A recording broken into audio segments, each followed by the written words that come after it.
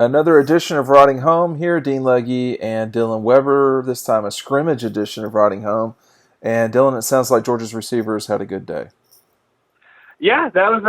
I mean, I think overall they had at least a better day than last week. Kirby was not pleased with how it went last week, but yeah, he said that this week the guys making the explosive plays. He said, which he considered 12 or 13 more yards or more. Sorry, to be from the receivers. And he said the backs were fine. He said they were better last week, but yeah, the receivers were the guys making the plays this week for him. Sounds like. Yeah, from my understanding, I don't think the running backs were asked to do a lot today, but information will trickle out over time. Go to dogpost.com to hear about it more on Sunday. Would you be playing guys like Zamir and, I guess really Swift right now if you were Georgia? Um, I mean, guys like Zamir and Swift, I would let them play because they do have to get ready, especially Zamir. Right. He hasn't played a college football game yet. So he does have to get some of that preparation under his belt, but you do have to be cautious just with re-aggravating things or getting hurt again. And, scrimmage is a great time to do it, especially for running backs. So, they in G-Day and stuff like that, they always like to throw it a little more, and I think it's the same with this scrimmage. Yeah, I wonder how Zamir really does look. I mean, I wrote about that on Friday, and it's just one of those things where I think the whole world is cheering for Zamir, but no one knows necessarily what to expect. I'll tell you one thing: if he is anything like he was as a senior in high school, the league should be on notice that he's a super gifted kid who's been waiting a long time to have the chance to play. Yeah, I mean, he'll get it for sure. It's just really weird no one knows what to expect at all from him. Yeah. I mean, it's just, and I guess that's a good thing. We've heard really good things about him, but it's still, we just don't have a reference point exactly of what it is that is good for Zamir White, after these two injuries. I'll tell you one thing, if you saw him play in high school, your reference point would be pretty high. But you speak so highly of him. So. Well, but the SEC is not at all like high school football in North Carolina, and even though the other team went on to be the state runners-up, and even though the other team had Jordan Davis on their team, the starting nose guard at Georgia right now, it's still not the same. And then again, though, I mean, Zamir's got to be close to 20 at this point.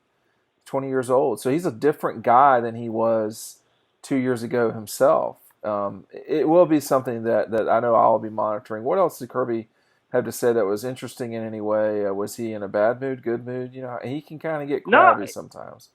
Yeah, he was a little crabby last week. And I think you put it up on the board beforehand, 5 minutes before he walked in. You said, I don't think Kirby's going to be too happy in this press conference. And I mean, that was on point. He was not too pleased. No, he wasn't. But this was different. Today he was way more, I don't want to say cheerful or joyful at all, but was in a way better mood. He said it wasn't their greatest practice that they had, but he said it was on par with their good practices. And he said last Saturday, he said today, was their worst practice last week. And that's awful. And that's the thing, I was talking with somebody earlier, and, Jake, I don't think played well last week.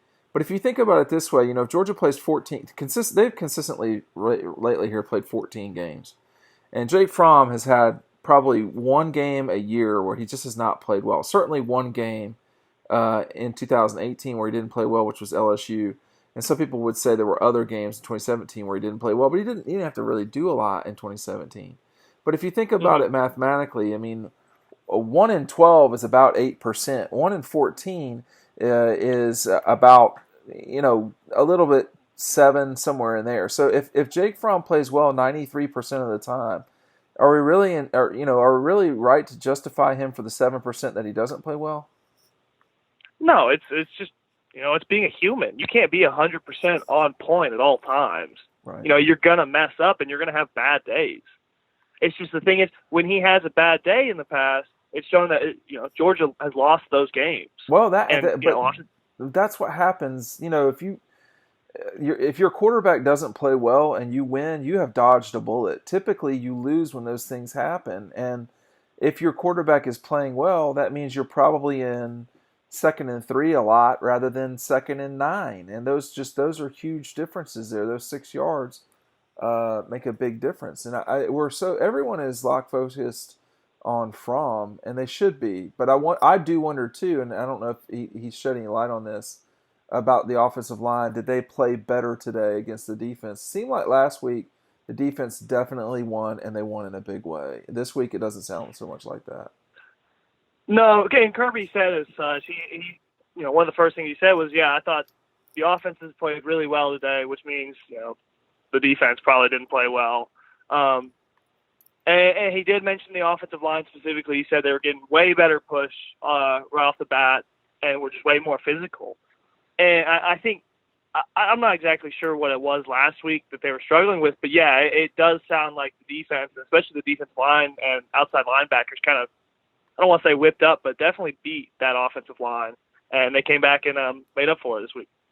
All right, there's no need for you to go into details about the injury, but Nakobe Dean did not look like he scrimmaged today.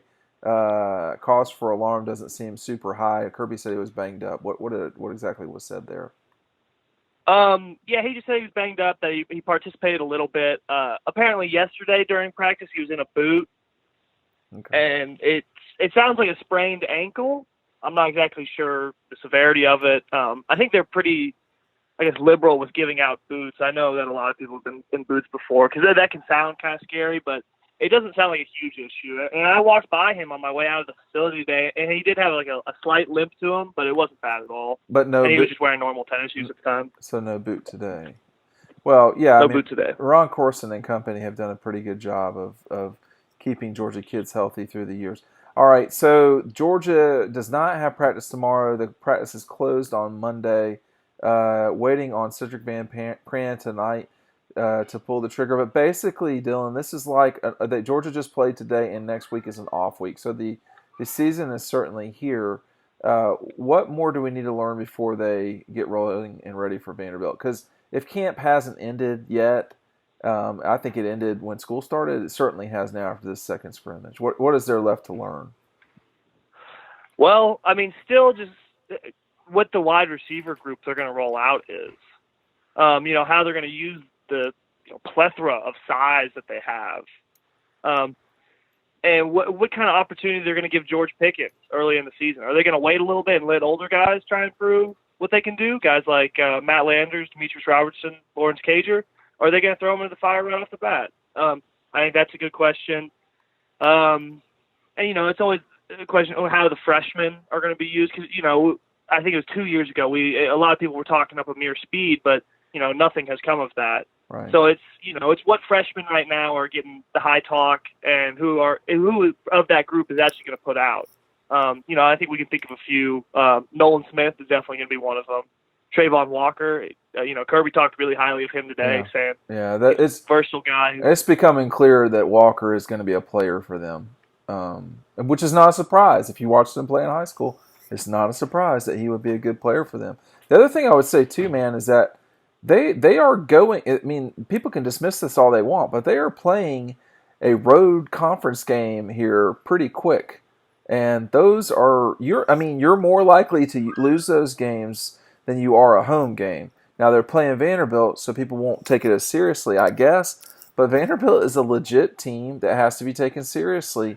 You're not. The likelihood of them losing is very low, but it's a legit game, and they'd better be ready. So they only have 2 weeks left here before the season gets here. And you wouldn't want to see, or Georgia fans wouldn't want to see them stumble out of the gates, because that's going to cause panic. You don't want to go into halftime up 17-10. I literally have never seen. I don't know what you're talking about, because I have never seen Georgia fans panic.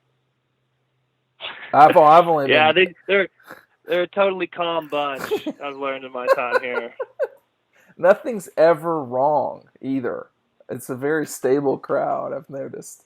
No, it's a legit game. If they don't play well, everyone will wring their hands in anticipation of the Notre Dame game, and they'll have some time to wring their hands too.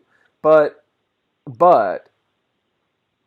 if your receivers are doing what happen today with at least 3 explosive plays through the air, is what I was told, then you're in better shape than maybe the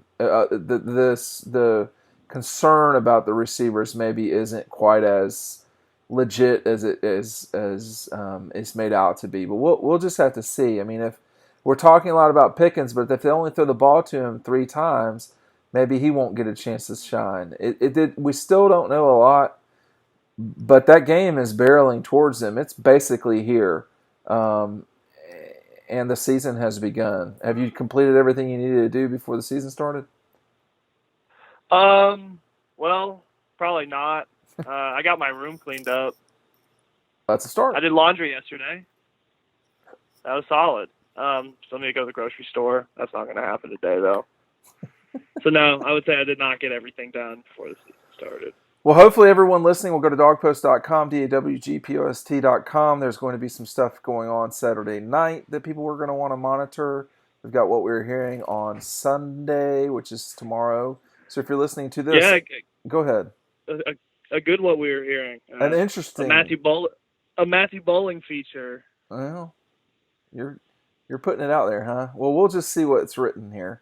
Just a teaser. An interesting thing. Go to dawgpost.com, dawgpost.com for more information. If you are interested in signing up to read about the dogs, $2 for 2 months. You get you halfway through October. Just go to the website, dawgpost.com. I'll put a link underneath this. Thanks to everyone listening. Dylan, we'll see you next week.